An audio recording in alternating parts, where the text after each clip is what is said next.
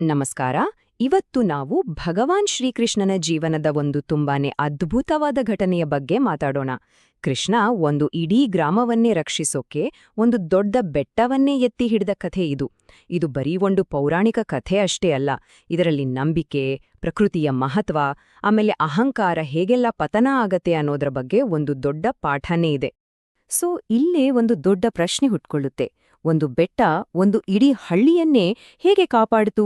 ಹೇಗೆ ಅದೊಂದು ದೈವಿಕ ರಕ್ಷಾಕವಚ ಆಯ್ತು? ಬನ್ನಿ, ಈ ಅದ್ಭುತ ಪವಾಡದ ಹಿಂದಿರೋ ರಹಸ್ಯ ಏನು ಅಂತ ಒಟ್ಟಿಗೆ ನೋಡೋಣ. ನಮ್ಮ ಕತೆ ಶುರುವಾಗೋದು ದ್ವಾಪರ ಯುಗದಲ್ಲಿ, ಯಮುನಾ ನದಿಯ ದಡದಲ್ಲಿರೋ ಗೋಕುಲ ಅನ್ನೋ ಒಂದು ಸುಂದರವಾದ ಹಳ್ಳಿಯಲ್ಲಿ. ಅಲ್ಲಿನ ಜನ ಒಂದು ಹಳೇ ಸಂಪ್ರದಾಯವನ್ನ ತುಂಬಾನೇ ಶ್ರದ್ಧೆಯಿಂದ ಪಾಲಿಸ್ಕೊಂಡ್ ಬರ್ತಾ ಇದ್ರು. ಆದ್ರೆ ಪುಟ್ಟ ಕೃಷ್ಣ ಕೇಳಿದ ಒಂದೇ ಒಂದು ಪ್ರಶ್ನೆ ದೇವತೆಗಳ ರಾಜ ಇಂದ್ರನಿಗೆ ಒಂದು ದೊಡ್ಡ ಸವಾಲಾಗಿ ಪರಿಣಮಿಸಿತು. ಅಲ್ಲಿನ ಪದ್ಧತಿ ಏನಪ್ಪಾ ಅಂದ್ರೆ, ಪ್ರತಿ ವರ್ಷ ಗೋಕುಲದ ಜನರೆಲ್ಲ ಸೇರಿ ತಮ್ಮ ಬೆಳೆಗಳಿಗೆ ಜೀವನಕ್ಕೆ ನೀರ್ ಬೇಕಲ್ವಾ, ಅದಕ್ಕಾಗಿ ದೇವತೆಗಳ ರಾಜನಾದ ಇಂದ್ರನಿಗೆ ಪೂಜೆ ಮಾಡ್ತಾ ಇದ್ರು. ಇದು ತಲೆತಲಾಂತರದಿಂದ ನಡೆದುಕೊಂಡು ಬಂದಿದ್ದ ಒಂದು ವಾಡಿಕೆ. ಆದ್ರೆ ನಮ್ಮ ಬಾಲಕೃಷ್ಣ ಈ ಸಂಪ್ರದಾಯವನ್ನೇ ಪ್ರಶ್ನೆ ಮಾಡ್ತಾನೆ. ಅವನು ಜನರತ್ರ ಹೋಗಿ ಕೇಳ್ತಾನೆ, ನೋಡಿ, ನಮಗೆ ಮಳೆ ಬೇಕು ಸರಿ, ಆದ್ರೆ ಅದಕ್ಕೋಸ್ಕರ ಎಲ್ಲೋ ದೂರದಲ್ಲಿರೋ ಇಂದ್ರನನ್ನ ಯಾಕೆ ಪೂಜೆ ಮಾಡ್ಬೇಕು?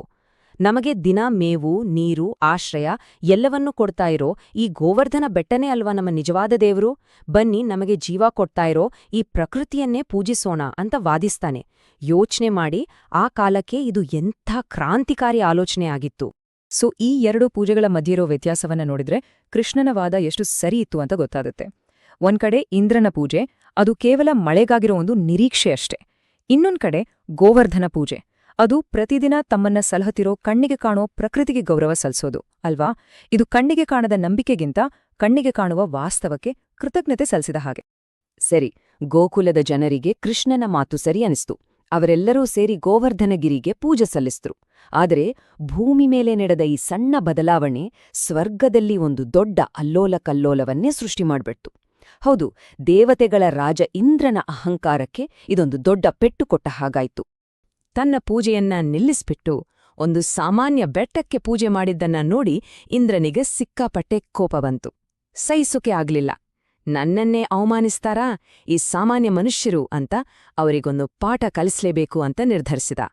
ತನ್ನ ದೈವಿಕ ಶಕ್ತಿಯನ್ನ ಅವರ ವಿನಾಶಕ್ಕೆ ಬಳಸೋಕೆ ಮುಂದಾದ. ಆಗ ಇಂದ್ರ ತನ್ನ ಬತ್ತಳಿಕೆಯಲ್ಲಿದ್ದ ಅತ್ಯಂತ ವಿನಾಶಕಾರಿ ಅಸ್ತ್ರವನ್ನೇ ಬಳಸಿದ. ಅದೇ ಸಂವರ್ತಕ ಅನ್ನೋ ವಿನಾಶಕಾರಿ ಮೋಡಗಳು. ಪುರಾಣಗಳ ಪ್ರಕಾರ ಈ ಮೋಡಗಳು ಇಡೀ ಪ್ರಪಂಚವನ್ನೇ ನಾಶ ಮಾಡುವ, ಅಂದ್ರೆ ಪ್ರಳಯವನ್ನೇ ಸೃಷ್ಟಿಸೋ ಶಕ್ತಿ ಹೊಂದಿದ್ವು. ಗೋಕುಲವನ್ನ ಸಂಪೂರ್ಣವಾಗಿ ಮುಳುಗಿಸಿಬಿಡಿ ಅಂತ ಆ ಮೋಡಗಳಿಗೆ ಆಜ್ಞೆ ಮಾಡಿದ. ಅವನು ಆಜ್ಞೆ ಮಾಡಿದ್ದೇ ತಡ ಇಡೀ ಆಕಾಶ ಕಪ್ಪಾಯ್ತು. ಕಿವಿ ಕ್ಯೂಡಾಗುವಂಥ ಸಿಡಿಲು, ಬಿರುಗಾಳಿ ಶುರುವಾಯ್ತು. ಎಡೆಬಿಡದೆ ಸುರಿದ ಮಹಾಮಳೆಯಿಂದ ನದಿಗಳೆಲ್ಲ ಒಕ್ಕಿ ಹರಿದು ನೋಡ್ತಿದ್ದಂತೆ ಇಡೀ ಗೋಕುಲವೇ ನೀರಿನಲ್ಲಿ ಮುಳುಗೋಯ್ತು. ಜನ, ಪ್ರಾಣಿಗಳೆಲ್ಲ ಪ್ರಾಣಭಯದಿಂದ ದಿಕ್ಕಾಪಾಲಾಗಿ ಓಡೋಕೆ ಶುರು ಮಾಡಿದ್ರು. ತಮ್ಮ ಪ್ರಾಣಕ್ಕೆ ಕುತ್ತು ಬಂದಾಗ ಗೋಕುಲದ ಜನರಿಗೆ ಉಳಿದಿದ್ದ ಒಂದೇ ಒಂದು ಭರವಸೆ ಅಂದ್ರೆ ಅದು ಶ್ರೀಕೃಷ್ಣ. ಎಲ್ಲರೂ ರಕ್ಷಣೆಗಾಗಿ ಅವನ ಹತ್ರ ಓಡಿ ಬಂದ್ರು. ಆಗ್ಲೇ ನೋಡಿ, ಕೃಷ್ಣ ತನ್ನ ನಿಜವಾದ ದೈವಿಕ ಶಕ್ತಿಯನ್ನ, ತನ್ನ ರಕ್ಷಣಾ ಕವಚವನ್ನ ಇಡೀ ಜಗತ್ತಿಗೆ ತೋರಿಸಿದ್ದು. ಎಲ್ಲರನ್ನೂ ಕಾಪಾಡೋಕೆ ಶ್ರೀಕೃಷ್ಣ ಒಂದು ಅದ್ಭುತವಾದ ಲೀಲೆಯನ್ನೇ ಮಾಡ್ದ. ಅವನು ಆ ದೊಡ್ಡ ಗೋವರ್ಧನ ಬೆಟ್ಟವನ್ನ ಸ್ವಲ್ಪನೂ ಕಷ್ಟಪಡದೆ ತನ್ನ ಎಡಗೈಯ ಕಿರುಬೆರಳ ತುದಿಯಿಂದ ಹೂವನ್ನೆತ್ತಿದ ಹಾಗೆ ಲೀಲಾಜಾಲವಾಗಿ ಮೇಲೆತ್ತಿ ಹಿಡ್ದ. ಊಹಿಸ್ಕೊಳ್ಳಿ, ಆ ದೃಶ್ಯ ಎಂಥ ನಂಬಲ ಸಾಧ್ಯವಾಗಿರಬೇಕು. ಕೃಷ್ಣ ಆ ಬೆಟ್ಟವನ್ನ ಒಂದು 2 ಗಂಟೆಗಳ ಕಾಲ ಎತ್ತಿ ಹಿಡಿದಿದ್ದಲ್ಲ, ಇಂದ್ರನ ಕೋಪ ಇಳಿಯೋವರೆಗೂ, ಅಂದ್ರೆ ಬರೋಬ್ಬರಿ 7 ದಿನ 7 ರಾತ್ರಿಗಳ ಕಾಲ ಆ ಬೆಟ್ಟವನ್ನ ತನ್ನ ಕಿರು ಬೆರಳಲ್ಲೇ ಹಿಡಿದು ನಿಂತಿದ್ದ. ಇದು ಅವನ ದೈವಿಕ ಶಕ್ತಿಗೆ ಮಾತ್ರವಲ್ಲ, ತನ್ನ ಭಕ್ತರ ಮೇಲೆ ಅವನಿಗಿದ್ದ ಪ್ರೀತಿಗೆ ದೊಡ್ಡ ಸಾಕ್ಷಿ. ಹೀಗೆ ಮೇಲೆತ್ತಿದ ಆ ಬೆಟ್ಟ ಒಂದು ದೊಡ್ಡ ಕೊಡೆ ಹಾಗೆ ಆಯ್ತು. ಗೋಕುಲದ ಎಲ್ಲಾ ಜನರು, ಅವರ ದನಕರುಗಳು, ಪ್ರಾಣಿಗಳೆಲ್ಲ ಅದರ ಕೆಳಗೆ ಬಂದು ಆಶ್ರಯ ಪಡ್ಕೊಂಡ್ರು. ಇಂದ್ರನ ಮಹಾಮಳೆಯ ಒಂದೇ ಒಂದು ಹನಿ ಕೂಡ ಅವರನ್ನ ಮುಟ್ಟೋಕೆ ಆಗ್ಲಿಲ್ಲ. 7 ದಿನಗಳ ಕಾಲ ನಿರಂತರವಾಗಿ ಮಳೆ ಸುರಿಸಿದ ಮೇಲೆ ಇಂದ್ರನಿಗೆ ಕೊನೆಗೂ ತನ್ನ ತಪ್ಪಿನ ಅರಿವಾಯ್ತು. ಅವನ ಅಹಂಕಾರವೆಲ್ಲ ನೀರಾಯ್ತು. ಈ ಘಟನೆ ಕೇವಲ ಒಂದು ಪವಾಡವಾಗಿ ಉಳಿಯಲಿಲ್ಲ, ಬದಲಿಗೆ ಜಗತ್ತಿಗೆ ತುಂಬಾನೇ ಮುಖ್ಯವಾದ ಕೆಲವು ಸಂದೇಶಗಳನ್ನ ಸಾರಿತು. ತನ್ನ ಎಲ್ಲಾ ಪ್ರಯತ್ನಗಳು ವಿಫಲವಾದಾಗ ಇಂದ್ರನಿಗೆ ಜ್ಞಾನೋದಯ ಆಯ್ತು. ಈ ಕೃಷ್ಣ ಸಾಮಾನ್ಯ ಹುಡುಗನಲ್ಲ, ಇವನು ಸಾಕ್ಷಾತ್ ಪರಮಾತ್ಮನ ಅವತಾರ ಅಂತ ಅರ್ಥವಾಯ್ತು. ಅವನ ಗರ್ವವೆಲ್ಲ ಭಂಗವಾಯ್ತು. ತಕ್ಷಣ ಮಳೆಯನ್ನ ನಿಲ್ಲಿಸಿ ಕೃಷ್ಣನ ಹತ್ರ ಬಂದು ಕ್ಷಮೆ ಕೇಳಿದ. ಈ ಒಂದು ಅದ್ಭುತ ಘಟನೆಯ ನಂತರ ಶ್ರೀಕೃಷ್ಣನಿಗೆ ಗೋವರ್ಧನಧಾರಿ ಅಂತ ಇನ್ನೊಂದು ಹೆಸರು ಬಂತು. ಅಂದ್ರೆ ಗೋವರ್ಧನಗಿರಿಯನ್ನು ಎತ್ತಿ ಹಿಡಿದವನು ಅಂತ.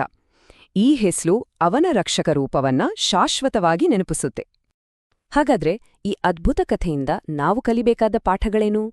ಮೊದಲನೇದಾಗಿ, ನಮಗೆ ಜೀವ ಕೊಡುವ ಪ್ರಕೃತಿಯನ್ನ ಗೌರವಿಸಬೇಕು.